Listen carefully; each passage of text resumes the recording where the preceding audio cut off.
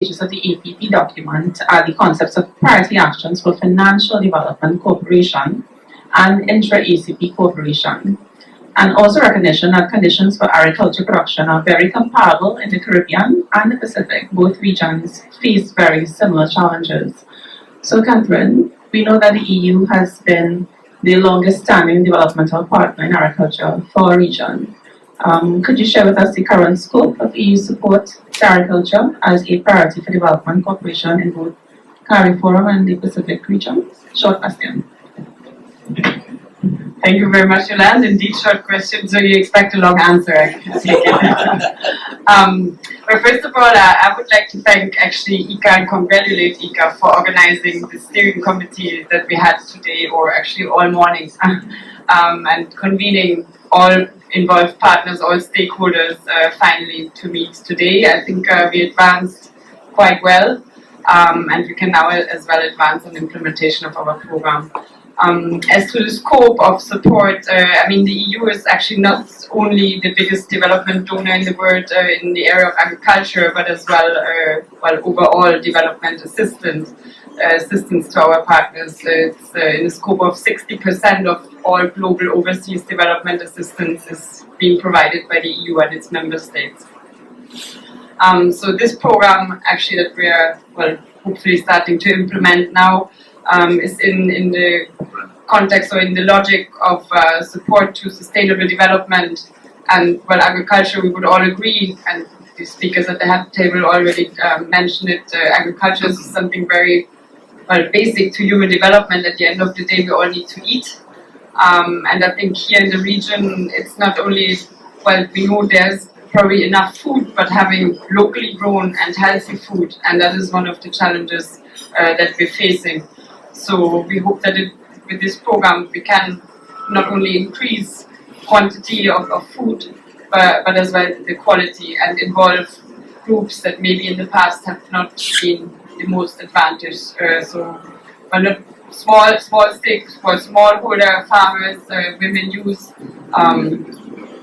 and taking into account the latest trends in research development, and as well taking into account changes that the Caribbean will face because of climate change. That I think is imminent, and probably farming structures, production structures will have to change. Thank you very much, Catherine. On behalf of all stakeholders, all of us present here today, all of our organizations, I wish to thank you for the unwavering commitment by the EU towards agricultural development in our region. We all recognize that long-term support, especially long-term financial support, is critical, in particular to nurture and grow a new generation of agriculturalists, agripreneurs, and all the new and emerging skills and careers, as you just highlighted, which is a woman and a youth. Kimberly, whether or not you had prior information about the APP, from listening to our conversation thus far, being so deeply entrenched in the APDP at the Ministry of Food Production, and from both a woman and a youth perspective, what do you think are the kinds of expectations? Thank you. I'm sorry that I'm behind your backs. With respect to the APP and the APDP, just in case you're not familiar with the acronym of the APDP, it stands for the Agriculture Professional Development Program, and it's the ministry's approach to mentoring university graduates who've successfully completed their respective degrees in agriculture, agribusiness, and they're desirous of starting businesses in the agricultural sector. One of the things that the literature continues to say to us is that the farming population is aging, they're dying with all of their knowledge and technologies. We need to have a business approach. The literature says it all, and definitely the experts at the table would have alluded to some of the challenges. But on the ground, how we are seeing the APP positively impacting the APDP program is such that we continue to partner with ICA and other stakeholders that are part of this APP mandate.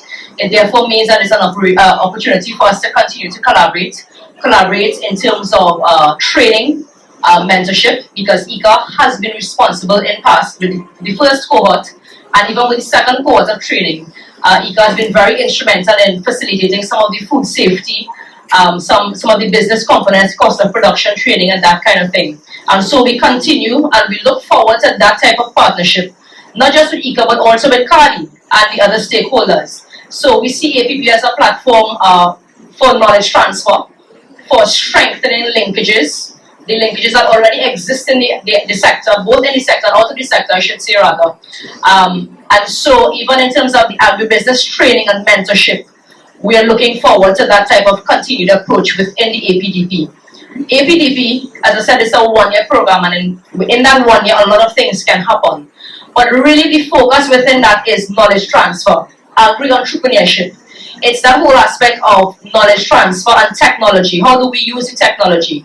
The policies that the ministry and the respective international and regional organizations have, how does that apply to the young person or the woman on the ground who is really interested in starting a business or propelling the agricultural sector forward in some different contexts? So we're really seeing it in practical terms that we can continue to partner, and we're really looking forward to what this collaboration will bring.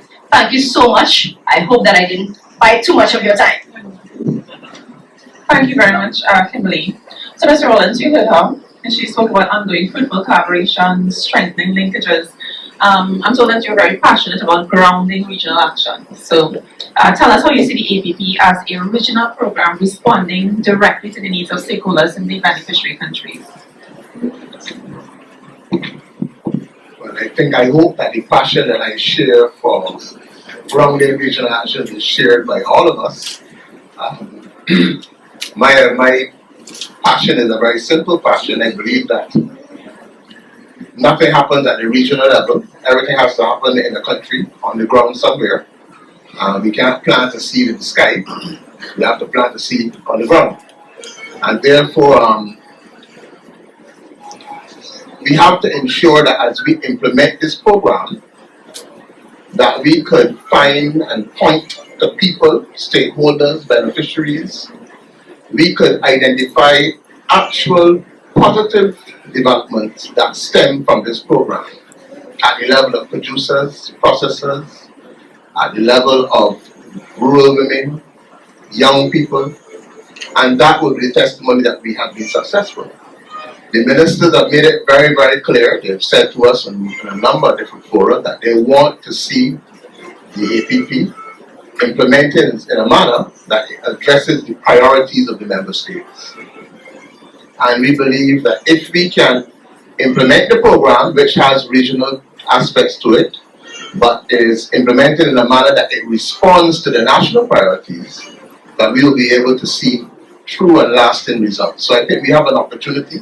The APP is an opportunity for us to do things differently, for us to ensure that every action that we undertake, that we are able to measure and view the results as they have an impact on big stakeholders, beneficiaries at the level of member states and collectively across the region.